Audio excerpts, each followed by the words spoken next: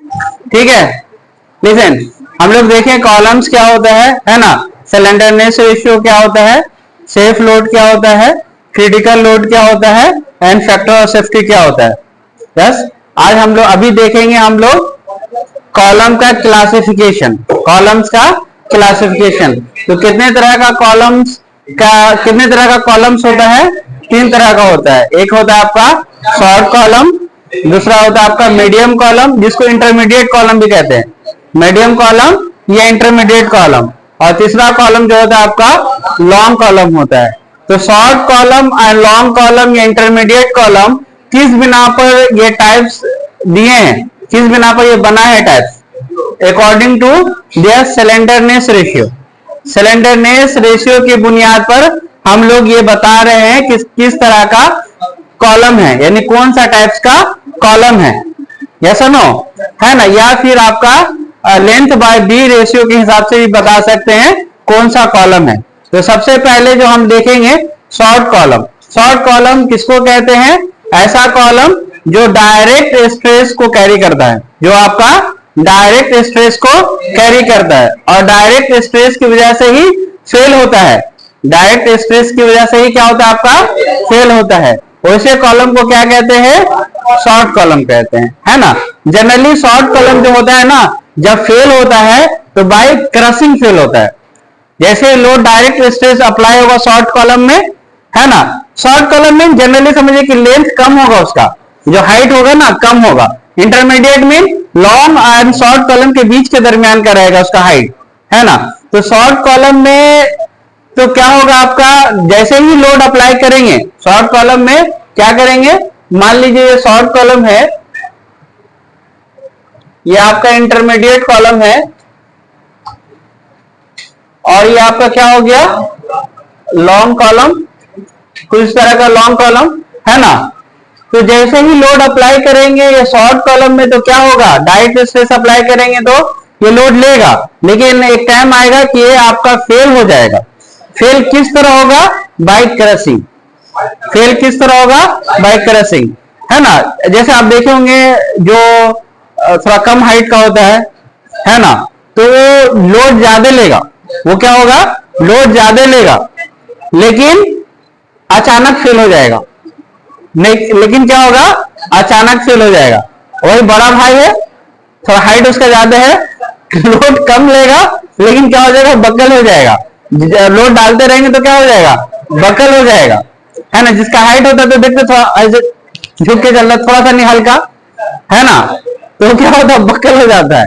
तो लोड पड़ने से क्या होता है बकल, ऐसे अंडरस्टैंडिंग के लिए समझे। तो जनरली जो शॉर्ट कॉलम होता है फेल होता है क्रशिंग में, और लॉन्ग कॉलम जल्दी फेल हो जाएगा लेकिन किस तरह फेल होगा, बकल होगा। लेकिन शॉर्ट कॉलम डेंजर हो गया, है ना, शॉर्ट कॉलम क्या हो गया डेंजर हो गया, अचानक फेल हो जाएगा। लोड तो ज्यादा ले लेगा लेकिन क्या होगा अचानक फेल हो जाएगा। तो उस तरह के कॉलम को क्या कहते हैं, शॉर्ट कॉलम कहते हैं।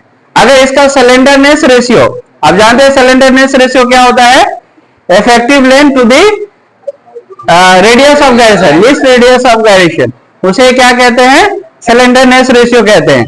अगर इसका सिलेंडरनेस रेशियो 32 से कम हुआ, अगर 32 से इसका सिलेंडरनेस रेशियो यानी L/K लेस देन 32 हुआ तो क्या कहलाएगा, किस तरह का कॉलम कहलाएगा, शॉर्ट कॉलम कहलाएगा। किस तरह का कॉलम कहलाएगा, शॉर्ट कॉलम कहलाएगा। और या फिर L/B लेस देन 8 रहेगा तो क्या कहलाएगा, शॉर्ट कॉलम कहलाएगा। L mean height length of the column and B mean width या फिर डायमीटर ऑफ द कॉलम। अगर गोल रहा तो डायमीटर लेंगे, सर्कुलर रहा तो क्या लेंगे डायमीटर लेंगे, रेक्टेंगुलर रहेगा तो क्या लेंगे विड्थ लेंगे, है ना। तो उस केस में क्या हो जाएगा, अगर लेस देन 8 रहा तो क्या हो जाएगा आपका शॉर्ट कॉलम हो जाएगा।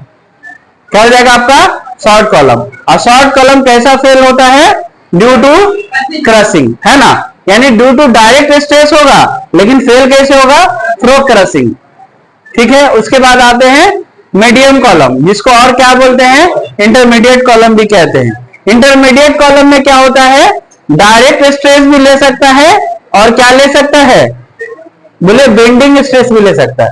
क्या ले सकता है, डायरेक्ट स्ट्रेस भी और बेंडिंग स्ट्रेस भी ले सकता है। तो ऐसे कॉलम को क्या कहेंगे? मीडियम कॉलम कहेंगे। बेंडिंग स्ट्रेस में जिससे बेंड हो जाए, बेंडिंग स्ट्रेस में जिससे बेंड हो जाए उसे क्या कहते हैं? बेंडिंग स्ट्रेस, है ना। यानी ना क्रशिंग में, कभी क्रशिंग में भी फेल हो सकता है, कभी बकलिंग में भी फेल हो सकता है, कभी ज्यादा लोड भी ले सकता है, कभी जल्दी बकल भी हो सकता है। तो ऐसे कॉलम को क्या कहेंगे? Medium column. समझ में आ रहा है ना? ऐसे कॉलम को क्या कहेंगे? Medium column. इसका सिलेंडरनेस रेशियो क्या होगा बोलिए? हाँ, 32 से क्या होगा? ज्यादा होगा, और 120 से क्या होगा? 120 से लेस देन होगा, है ना। सिलेंडरनेस क्या होगा? Less than 120। तो क्या होगा आपका? ये क्या कहलाएगा? आपका मीडियम कॉलम कहलाएगा। क्या कहलाएगा? आपका मीडियम कॉलम कहलाएगा। और या फिर हम अगर लेंगे L बाई बी, अगर हम लेंगे, क्या लेंगे? L बाई बी डबल हो गया है,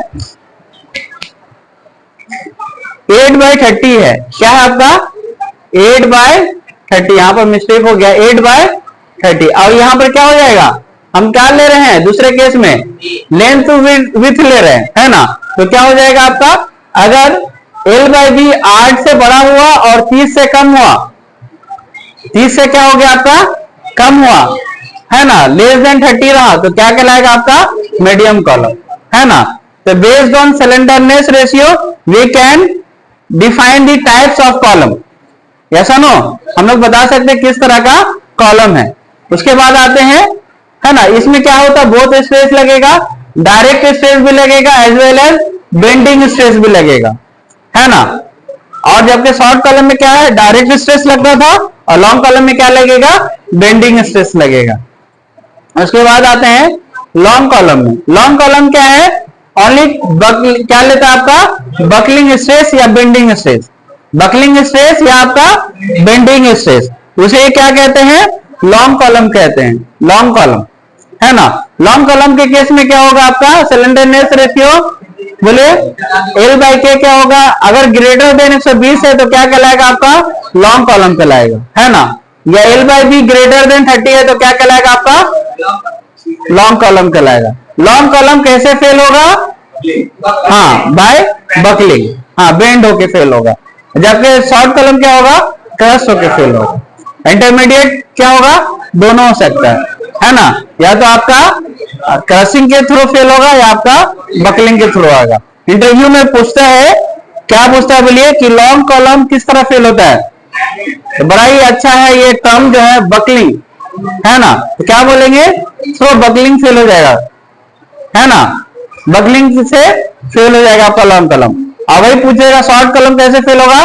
तो बकलिंग के थ्रू फेल होगा? नहीं, थ्रो क्रशिंग, क्योंकि डायरेक्ट स्ट्रेस अप्लाई हो रहा है ना। ठीक है, नोट कर लीजिए। समझ में आ गया? Any doubt? नोट कर लीजिए।